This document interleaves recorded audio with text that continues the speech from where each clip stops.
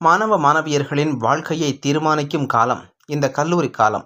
கோவை சரவணம்பட்டி பகுதியில் உள்ள பிபிஜி கல்லூரியில் முதலாம் ஆண்டு மாணவர்கள் மத்தியில் சிறப்புரையாற்றிய கோவை மாநகர துணை ஆணையர் ஸ்டாலின்.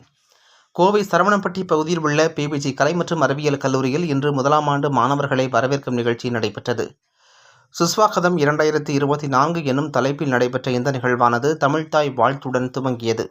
இவ்விழாவில் கல்லூரியின் முதல்வர் முனைவர் முத்துமணி முதலாம் ஆண்டு மாணவர்களை வரவேற்று வரவேற்புரை மற்றும் கல்லூரி குறித்தான தகவல்களை மாணவர்களுக்கு வழங்கினார்.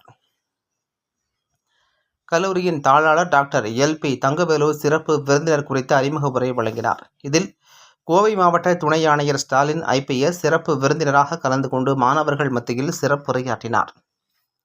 அப்பொழுது மாணவர்களிடம் அவர் கூறுகையில், மாணவர்கள் ஒழுக்கம், விடாமுயற்சி, நேர்மையுடன் இருந்தால் வாழ்வில் வெற்றி நிச்சயமே எனவும், கல்வியின் நோக்கம் என்ன, இக்கல்லூரியின் நோக்கம் என்ன என்பதை உணர்ந்து மாணவர்கள் தங்கள் குறிக்கோளை நிர்ணயம் செய்ய வேண்டும் என தெரிவித்தார். மேலும் தங்களின் பலம் என்ன, பலவீனம் என்ன என்பதை அறிந்து செயல்பட்டால் இக்கல்லூரி வாழ்க்கையில் வெற்றி பெற முடியும் என்று எடுத்துரைத்தார். மேலும் மாணவர்களாகிய நீங்கள் இதுவரை பள்ளி பருவத்தில் இருந்து தற்பொழுது கல்லூரி பருவத்திற்கு வந்து இருக்கின்றீர்கள். இதுவரை உங்களை படி என்று கூறிய உங்களது பெற்றோர்கள் கூட இனி அவ்வாறு கூற மாட்டார்கள். ஏனென்றால் அதற்கான பொறுப்புகளை இனி நீங்கள் தான் செய்து கொள்ள வேண்டும்.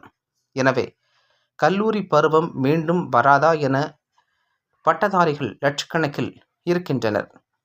அதில் ஒருவனாக நானும் இருக்கின்றேன். அத்தகைய வசந்தகால வாழ்க்கையை வாழ நீங்கள் இன்று முதல் அடியை எடுத்து வைத்து உள்ளீர்கள்.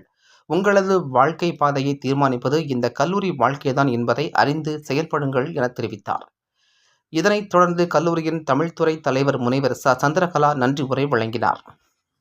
இதில் முதலாம் ஆண்டு மாணவ மாணவியர்கள் தங்களது பெற்றோர்களுடன் கலந்து கொண்டனர் என்பது குறிப்பிடத்தக்கது.